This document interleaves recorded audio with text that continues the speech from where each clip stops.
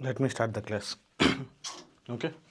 So, chapter name వచ్చి electricity. Chapter name ఏంటి? Electricity. So one of the easiest chapter. ఇందులో నుంచి పెద్దగా డిఫికల్టీ క్వశ్చన్స్ కానివ్వండి ఇలాంటివి ఏమీ రాదు. 100% ప్రాబ్లం వస్తుంది, అది కూడా ఈజీగానే ఉంటుంది. ప్రాబ్లమాటిక్ క్వశ్చన్స్ వస్తుంది, అది కూడా ఈజీగానే ఉంటుంది. అండ్ సో ట్రెండ్ చూసుకున్నామంటే, అంటే ప్రీవియస్ ఇయర్స్లో చూసుకున్నామంటే 2025లో 6 మార్క్స్కి అడిగాడు, 2024లో 7 మార్క్స్, 2023లో again 6 marks. So average marks తీసుకుంటే 6 to 7 మార్క్స్ అనేది ఉందన్నమాట. యావరేజ్ మార్క్స్ 6 నుంచి 7 మార్క్స్ అనేది ఉంది. ఓకే. సో ఇందులో ఫస్ట్ మనం ఏమేమి డిస్కస్ చేస్తాం. సో ఫస్ట్ ఛార్జ్ అంటే ఏంటి, ఎలక్ట్రిక్ ఛార్జ్ అంటే ఏంటి, తర్వాత కరెంట్ అంటే ఏంటి, వోల్టేజ్ ఏమంటారు, పొటెన్షియల్ డిఫరెన్స్, తర్వాత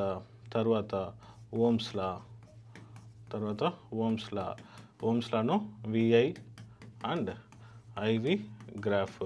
ఖచ్చితంగా ఓమ్స్ లాలో విఐ గ్రాఫ్ కానీ ఐవి గ్రాఫ్లో కానీ క్వశ్చన్స్ అనేది ఎవ్రీ ఇయర్ అడుగుతూ ఉన్నాడు. ఎవ్రీ ఇయర్ ఇందులో నుంచి క్వశ్చన్స్ అయితే వస్తుంది. తర్వాత జౌల్స్ లా ఆఫ్ హీటింగ్ మీద క్వశ్చన్ ఉంటుంది. దాని తర్వాత పవర్, తర్వాత ఎనర్జీ. సో ఈ చాప్టర్ మొత్తం ఇదే ఉంది. అండ్ దీంట్లో మళ్ళీ రెసిస్టెన్స్ ఒకటి యాడ్ అవుతుంది. రెసిస్టెన్స్లో సిరీస్ ఒకటి, ప్యారలల్ ఒకటి. ఓకే, రెసిస్టెన్స్లో సిరీస్ ఒకటి, ప్యారలల్ ఒకటి. ఓవరాల్గా ఈ చాప్టర్లో మనకి ఇవి మాత్రమే ఉంటాయి. వీటికి మించి పెద్దగా క్వశ్చన్స్ ఏమీ రావు. ఓకేనా. సో మనము ప్యారలల్గా కాన్సెప్ట్ నేర్చుకుంటూ దానికి సంబంధించి ఒక్కొక్క ప్రాబ్లమ్స్ కూడా సాల్వ్ చేసుకుందాం. Right, clear, good. So one of the easiest chapter, చాలా ఈజీగా స్కోర్ చేసే చాప్టర్ అనమాట. Easy chapter plus scoring chapter కూడా ఇదే. సో కొంచెం ఫోకస్డ్గా వినండి, ఈజీగా మార్క్స్ అనేది స్కోర్ చేయొచ్చు. ఓకేనా, right. So what is meant by electric charge? Electric charge అంటే ఏంటి? What is meant by electric charge? So electric charge అనేది ఏం లేదన్నమాట. It is a fundamental property of matter అనమాట. ఓకే. సో ఈ ఎలక్ట్రిక్ ఛార్జ్ అనేది మనకి 2 టైప్స్ ఉంటుంది. ఎలక్ట్రిక్ ఛార్జ్ అనేది మనకి 2 టైప్స్ ఉంటుంది. ఓకే, ఫస్ట్ వన్ ఏంటి, పాజిటివ్ ఛార్జ్. సెకండ్ వన్ వచ్చి నెగటివ్ ఛార్జ్. సో ఛార్జ్ అంటే ఏమో fundamental property of a matter. Okay, fundamental property of a matter. So అందులో మనకి 2 టైప్స్ ఉంటుంది. ఫస్ట్ వన్ ఏమో positive charge. Okay, so positive ఛార్జ్ని ఏమంటాము, it is associated with protons అనమాట. పాజిటివ్ ఛార్జ్ని ఏమంటాము, ప్రోటాన్స్ అంటాము. నెక్స్ట్ వన్ ఏంటి, నెగటివ్ ఛార్జ్. ఈ నెగటివ్ ఛార్జ్ని మనం ఏమంటాము, ఎలక్ట్రాన్స్. నెగటివ్ ఛార్జ్ని ఎలక్ట్రాన్స్ అని అంటాం అనమాట. Okay. So and fundamental loss ఏమంటే లైక్ ఛార్జెస్. సో ప్లస్ ఏమవుతుంది మా, రిపల్ అవుతుంది. మైనస్ ఛార్జెస్ ఏమవుతుంది, రిపల్ అవుతుంది. అంటే మీనింగ్ ఏమి, లైక్ ఛార్జెస్ అనేది ఏమవుతుంది, రిపల్ అవుతుంది. మైనస్ దగ్గర తీసుకొస్తే ఏమవుతుంది, రిపల్ అవుతుంది. ఓకే. అదే అన్లైక్ ఛార్జెస్, ఒక ప్లస్ ఒక మైనస్ ఏమవుతుంది, అట్రాక్ట్ అవుతుంది. ఒక ప్లస్ ఒక మైనస్ ఏమవుతుంది, అట్రాక్ట్ అనేది అవుతుంది. దాన్ని ఏమంటాం మనము, ఫండమెంటల్ లా అంటాం. అండ్ కన్జర్వేషన్ అనేది ఏంటి, మనం కన్జర్వేషన్ ఆఫ్ ఫోర్స్ చూసుంటాము, లేకపోతే కన్జర్వేషన్ ఆఫ్ మాస్ చూసుంటాము. అదేవిధంగా కన్జర్వేషన్ ఆఫ్ ఛార్జ్ ఏం చెప్తుంది, charge can neither be created Nar B destroyed. Okay. Charge of an isolated system is always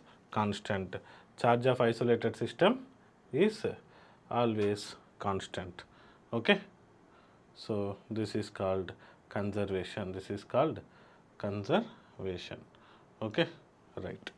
so charge అనేది చూసాము. ఛార్జ్ యొక్క యూనిట్ ఏంటి ఇంపార్టెంట్ మా ఈ చాప్టర్లో యూనిట్స్ చాలా ఇంపార్టెంట్. ఏం ఇంపార్టెంట్? యూనిట్స్ చాలా ఇంపార్టెంట్. ఎప్పుడైతే మీరు యూనిట్స్ బాగా గుర్తుపెట్టుకుంటారో ప్రాబ్లమ్ సాల్వ్ చేసేటప్పుడు ప్రాబ్లంలో ఏం కనుక్కోవాలనేది చాలా ఈజీగా అర్థమవుతుంది. ఓకే, లేకపోతే ప్రాబ్లంలో ఏం ఇచ్చాడు, గివెన్ ఎలిమెంట్స్ ఏంటి, పవర్ ఇచ్చాడా, వోల్టేజ్ ఇచ్చాడా, కరెంట్ ఇచ్చాడా, రెసిస్టెన్స్ ఇచ్చాడా, ఓకే, ఇవన్నీ ఎలా తెలుస్తుంది?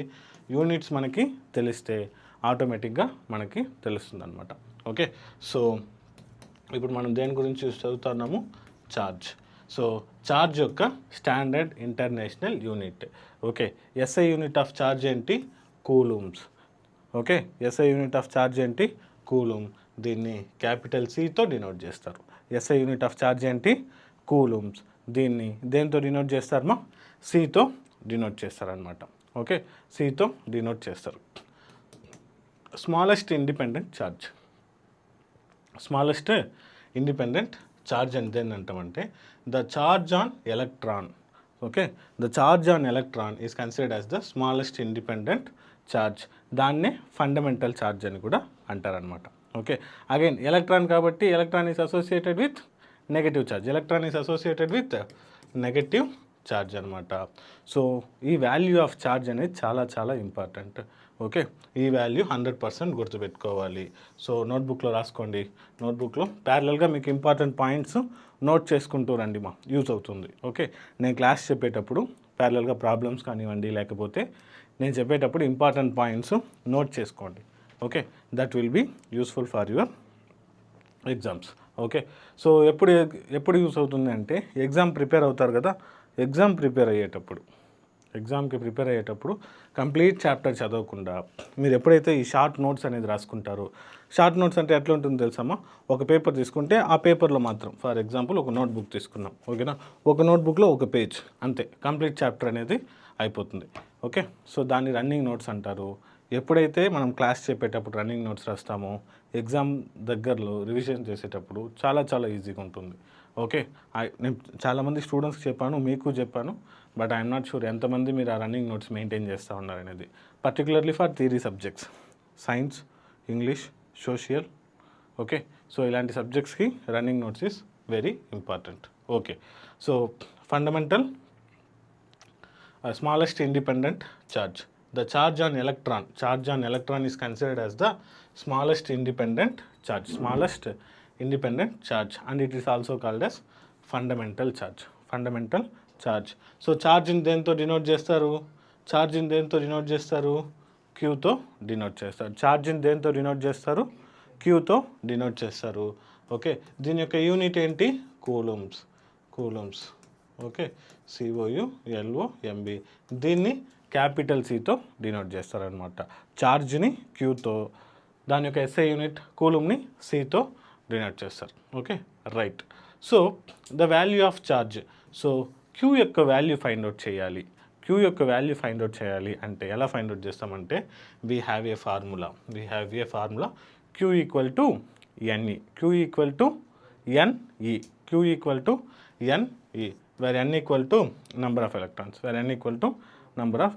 బట్ ఈ వాల్యూ ఎంత? ఈ వాల్యూ మీరు గుర్తుపెట్టుకోవాలి. What is the value of E? 1.6 into 10 power minus 19. 1.6 into 10 power minus 19 coulombs. Okay, so the value of charge on electron. ఈ అనేది ఏంటి? Value of charge of electron. Okay, so charge యొక్క unit ఏంటి? Coulomb. Okay, again ఈ value ఏంటి? Negative value. ఓకేనా, so ఎందుకు? Electron is negative. So value of ఈ ఎంత? 1.6 ఇంటూ 10 పవర్ మైనస్ 19. నోట్ చేసుకోండి బుక్లో. ఈ value equal to 1.6 into 10 power minus 19. And charge యొక్క formula Q equal to N E. Right, note చేస్తారా?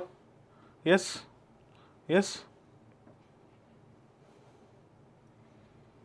Right, good. Q equal to N E. Problem చూడండి, calculate the ఇప్పుడు మనం క్లాస్లో డిస్కస్ చేసే ప్రాబ్లమ్స్ అన్నీ ప్రీవియస్ ఇయర్ ఎక్కడో ఒక చోట ఇచ్చిన ప్రాబ్లమ్సే. ఓకేనా, ప్రీవియస్ ఇయర్ ఎక్కడో ఒక చోట ఇచ్చిన ప్రాబ్లమ్సే. మా వాళ్ళు ఎగ్జాక్ట్ ఇయర్స్ వేయలేదు, but I'm 100% sure all are previous year problems.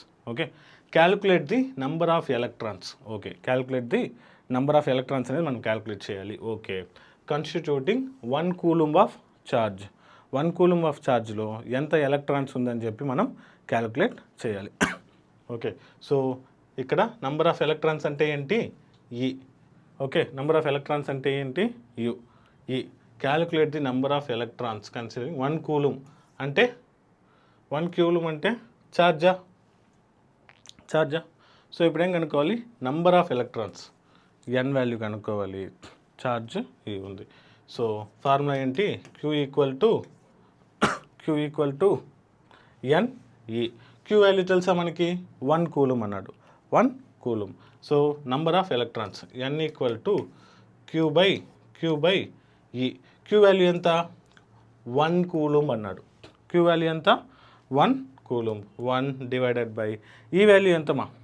ఈ వాల్యూ ఎంత? 1.6 into 10 power minus 19.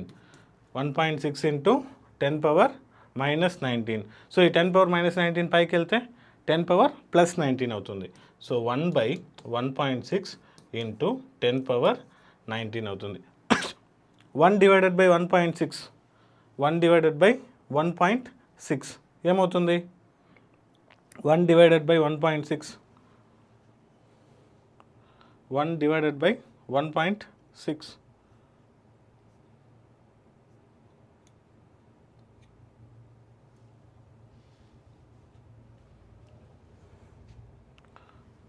సమన్విత 6.25 into 10 power 18 exactly.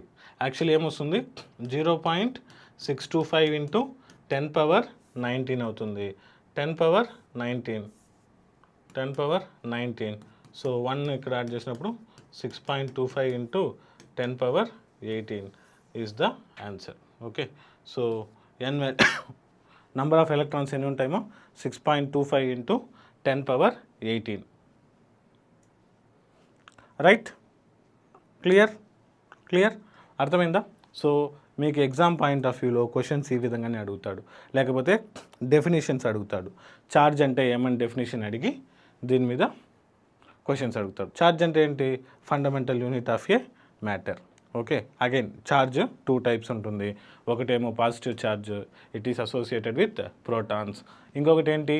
Negative charge, it is associated with electrons అని చెప్పి ప్రాబ్లం రాయాలి. ఓకేనా? సో మెజారిటీ ఆఫ్ ద కేసెస్లో ఒక డెఫినేషన్, ఆ డెఫినేషన్ రిలేటెడ్ ప్రాబ్లం, ఒక డెఫినేషన్, ఆ డెఫినేషన్ రిలేటెడ్ ప్రాబ్లం అనేది ఉంటుంది. ఎస్ రిహాన్, సింపుల్ రా, సింపుల్.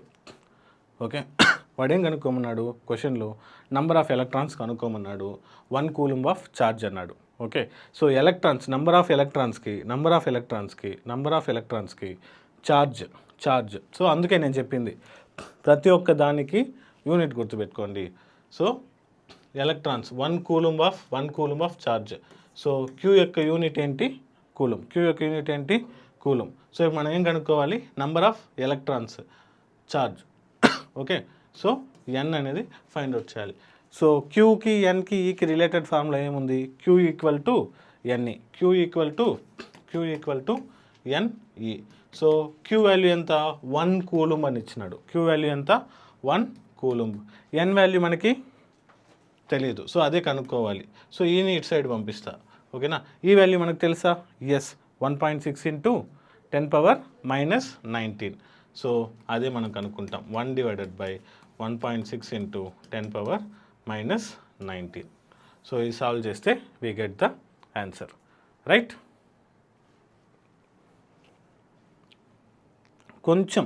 కొంచెం ఫోకస్డ్గా వినండి, చాలా ఈజీగా అర్థమవుతుంది. ఓకేనా? రిహాన్ రైట్?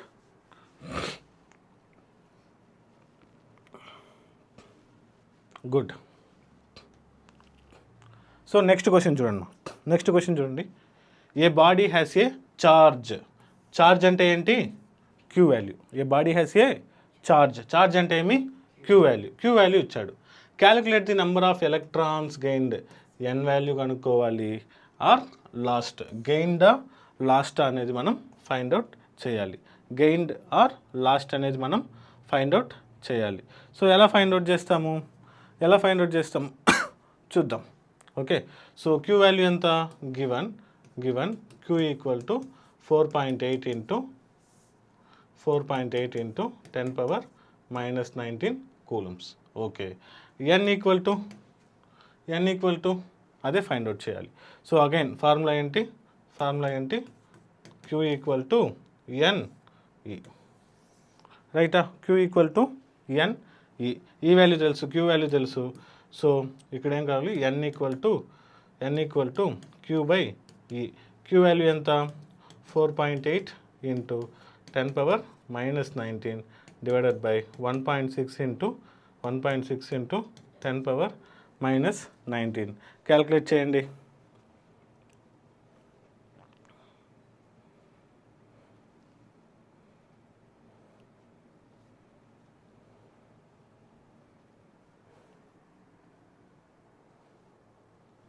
సో 10⁻19 క్యాన్సిల్ అవుతుందా? Okay, 16 1s are 16 3s are 16 1s are 16 3s are. Okay, therefore n equal to value ఎంతమ్మా 3. ఎన్ ఈక్వల్ టు 3 వచ్చింది. Plus or minus? Plus value minus వాల్యూవా? ప్లస్, ఇక్కడ ప్లస్ ఉందా మైనస్ ఉందమ్మా? +3.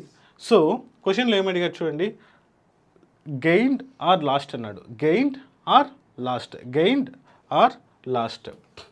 Since n is positive,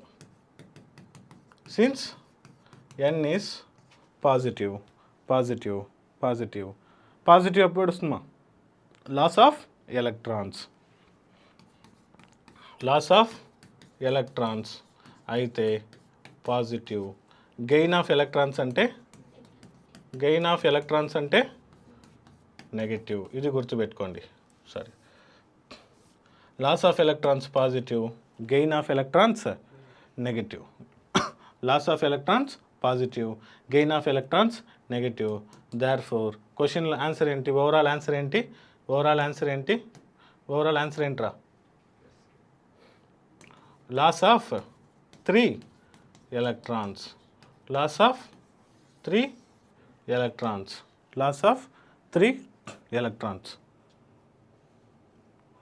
so ఇది గుర్తుపెట్టుకోవాల్సిన విషయం. So 3 అందరు రాస్తారు. ఓకే, పాజిటివా నెగిటివా? పాజిటివ్ అంటే loss of electrons. Positive is nothing but loss of electrons. Negative అంటే gain of electrons. Okay, right.